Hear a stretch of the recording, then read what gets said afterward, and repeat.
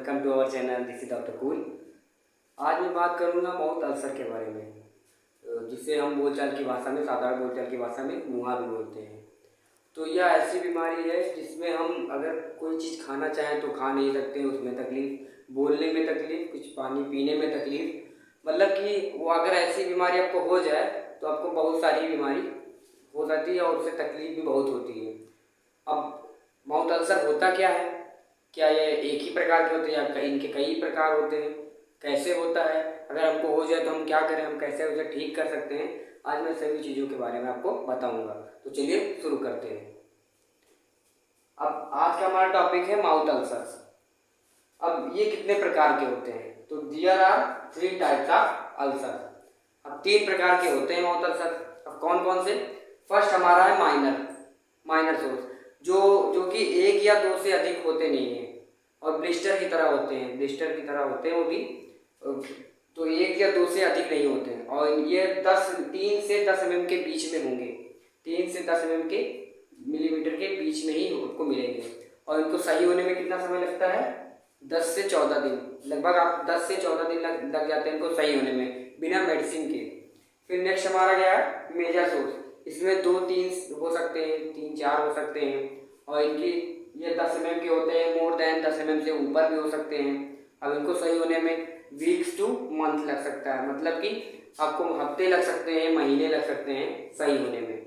फिर एक हमारा लास्ट और सबसे भयानक होता है हेप्टिफॉर्म सोर्स। इसमें होता क्या, ये आपके पूरे जुबान में हो जाएगा और बहुत ही बहुत ही भयानक बीमारी है। इसमें आप ना कुछ खा पाएंगे ना कुछ पी पाएंगे, आप कुछ बोलेंगे तो उसमें भी आपको बहुत तकलीफ होगी।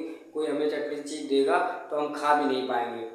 तो यह आपको बहुत ही ग्रुप में निकलेंगे, मतलब बिल्कुल गुच्छे की तरह निकलेंगे, एक साथ कई हो जाएंगे और इनको सही होने में 100 दिन लग जाते हैं, 100 दिन से एवं भी हो जाते हैं। तो अगर आपको इस तरह के आपको अल्सर हो तो तुरंत आप अपने डॉक्टर से कंसल्ट कर सकते हैं और उनसे दवा ले सकते हैं। अब हम बढ़ते हैं अपने नेक्स्ट पार्ट की ओर। तो अब हम बात करेंगे कि यह कहाँ कहाँ हो सकते हैं, हमारे जुबान में कहाँ कहाँ हो सकते हैं। तो फर्स्ट हम बात करेंगे गम्स, हमारे मसूड़ों में हो सकते हैं। अगर आपको अल्सर होगा तो आपको शायद पता होगा, लगभग सभी को अल्सर हो चुका होगा आज एक ना एक बार सबको हो गया ही, कि ऐसा खान पान है हमारा, ऐसा लाइफस्टाइल है कि कई बीमारियाँ हम लोग झेल चुके हैं। तो पहले हम बात करेंगे कहाँ पे हो सकता है। तो फर्स्ट हमारा हुआ गम्स में, मसूड़ों में हो सकता है, अंदर ऊपर नीचे कहीं भी हो सकता है। फिर नेक्स्ट टंग में, आपकी जुबान पर हो सकता है, इससे आपको बहुत तकलीफ होगी, कुछ खाएंगे तभी बहुत लगेगा, पिएंगे पानी तभी बहुत लगेगा। फिर नेक्स्ट लिप्स, होठों पर हो जाएगा, जब आपके होठ पर हो जाएगा तो आपको बहुत अच्छा नहीं लगेगा, क्योंकि अगर बाहर की तरफ हो गया तो आप मतलब किसी जाएंगे कहीं पे देखेंगे, कोई देखेगा तो आपको अच्छा नहीं लगेगा और शर्मिंदगी महसूस होगी, इससे आपको बोलने में भी तकलीफ होने लगेगी। तो ये हो गया हमारा तीसरा। फिर नेक्स्ट है हमारा थ्रोट, आपके गले में हो जाएगा और जब गले में हो जाता है तो बहुत ही ज़्यादा तकलीफ होती है, क्योंकि अगर आप कुछ खाते हैं उसको निगलते हैं तो भी बहुत लगेगा, पानी पिएंगे ठंडा गर्म कुछ भी तो बहुत तेज़ी से लगेगा, और अगर कुछ बोलते हैं तो भी यहाँ पे दर्द उठता है, क्योंकि हम बोलते हैं तो हमारे ट्रेकिया की आवाज़ भी होती है यहाँ पे, जिससे हमें बहुत दर्द होगा। तो ये तो बहुत ही खतरनाक होता है।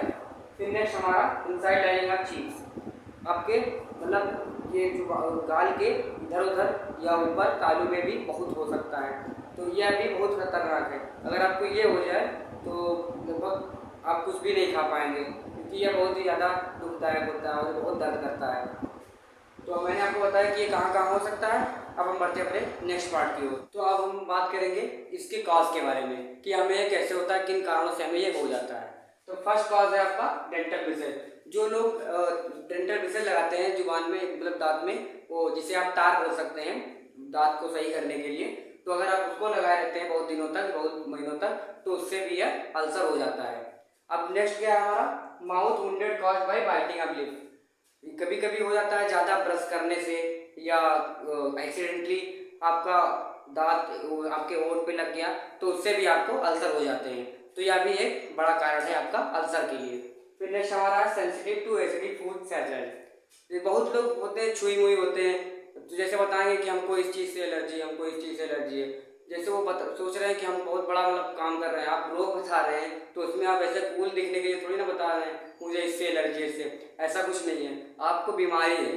तो उसमें आप ज़्यादा कुछ कूल नहीं दिख रहे हैं, आप कहेंगे कि मुझे धूल से एलर्जी है, तो उसमें आपको बीमारी हुई है, ना कि कोई आपको बहुत बड़ा काम किया आपने एलर्जी है। तो बहुत लोग को ऐसे एसिडिक फूड से एलर्जी होती है, अम्लीय फूड से, जिससे उनको भी अल्सर होते हैं। अब जैसे इसमें कौन कौन से हो सकते हैं, लाइम, आपका नींबू हो गया, पाइनएप्पल हो गया, स्ट्रॉबेरी हो गया, मतलब ये सब भी आपके अल्सर के एक कारण है। अगर आप सेंसिटिव हैं, मतलब आपको बहुत ही ज़्यादा क्या नाम एलर्जी होता है इस सबसे, तो फिर नेक्स्ट हमारा क्या है, वायरल और फंगल इन्फेक्शन। या तो आप कोई वायरल या फंगल इन्फेक्शन की वजह से आपको अल्सर हो सकता है, या भी एक कारण है क्योंकि बहुत लोग के मतलब खाने के बाद अपना जुबान साफ नहीं करते हैं, या खाने के पहले अच्छे से मुंह नहीं धुलते हैं, कुल्ला नहीं करते हैं, तो यह भी इससे आपको भी ये अल्सर हो सकता है। अब नेक्स्ट हमारा क्या है, टूथपेस्ट। बहुत से बाजार में बहुत से टूथपेस्ट आते हैं जो बताते हैं कि मैं मतलब हमारा टूथपेस्ट आपके दांतों को बिल्कुल क्लीन कर देगा, सफ़ेद कर देगा, वाइट कर देगा। तो इन सब में आप ना फिरिए, क्योंकि इसमें होता है सोडियम लॉरेल सल्फेट, जो बहुत ही भयानक है, क्योंकि यह आपको साफ तो कर देगा लेकिन इसके और भी साइड इफेक्ट भी है। तो जैसे जो जल्दी का काम शैतान का होता है, तो वैसा आप ना करिए, आप केवल सिंपल सा टूथपेस्ट आइए, उसी से करिए, उसी में खुश रहिए। ये हम कह दीजिए हमको नहीं चाहिए सफ़ेद करने के लिए, हम अपना खुद सफ़ेद हो जाएंगे। तो यह भी एक कारण है कि अगर आप ऐसा टूथपेस्ट लाते हैं जो आपके बहुत मतलब गारंटी लेता है कि आपके दांत को साफ कर देगा, तो ये बहुत ही भयानक, तो इसको भी आप छोड़ दीजिए। फिर नेक्स्ट हमारा इमोशनल स्ट्रेस। अब स्ट्रेस तो भाई आम बात है, सबको रहता है, किसी न चीज़ का रहता ही है, छोटी से छोटी चीज़ का, बड़े से बड़ी चीज़ का, वो सोचते बहुत है बहुत लोग। तो यह भी एक मेन कारण है आप स्ट्रेस का, सॉरी अल्सर का। तो अगर आपको इमोशनल स्ट्रेस है या किसी बात के लिए कोई चिंता रहती है हमेशा, तो इससे भी आपको अल्सर हो सकते हैं। तो अब मैंने आपको बताया कॉलेज, अब मैं पढ़ता हूँ अपने नेक्स्ट पार्ट की ओर। तो अब हम बात करेंगे कुछ थोड़ा बहुत जानकारी के बारे में बात करेंगे। तो जैसे अब हम बात करेंगे कि ये कैसा दिखता है, देखने में कैसा लगता है। तो आपका छोटा सा स्वैलो थोड़ा सा सूजा होगा, न नीचे अंदर ज़्यादा गड्ढा नहीं होगा, ऊपरी सतह पे होगा और थोड़ा ऊपर उभरा हुआ होगा। तो ये हो सकता है, और उसका रंग आप वाइट भी हो सकता है, येलो भी हो सकता है। फिर उसके बाद वह धीरे धीरे अल्ट्रासाउंड बाय रेडनेस, धीरे धीरे वह लाल हो जाता है। फिर उसके बाद usually less than 1 mm but may be large in half inches in diameter. पहली बात तो डायमीटर का मतलब भूल जाइए, उसका मतलब कुछ होता नहीं है, बस वो ऐसे ही लिख दिया जाता है, तो उसको छोड़िए, आप उसमें कंफ्यूज ना रहिए। बस आप ये जानिए कि 1 mm से हो सकता है और ये हाफ इंचेस तक जा सकता है, इतने बड़े बड़े भी हो सकते हैं आपको।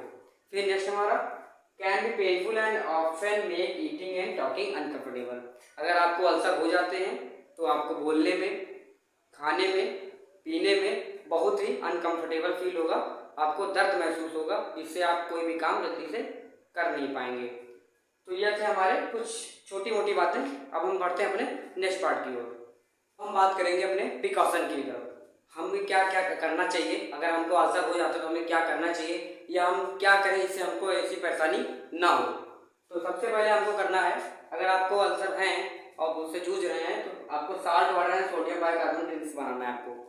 साल्ट वाटर आपको नमक पानी का घोल, उससे भी आप गरारा कर सकते हैं, गरगल कर सकते हैं, जिससे आपको आराम मिलेगा।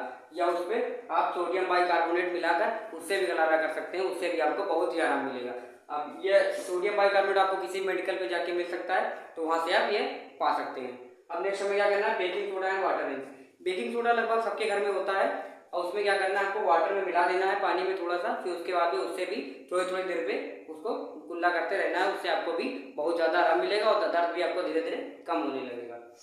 अब फिर हमको क्या करना है, hydrogen peroxide and water solution, हमको इन दोनों को मतलब मिक्स करना है, फिर इससे भी हम कुल्ला कर सकते हैं, जिससे हमको धीरे धीरे रिलीफ मिले और हमारा सही होता जाए।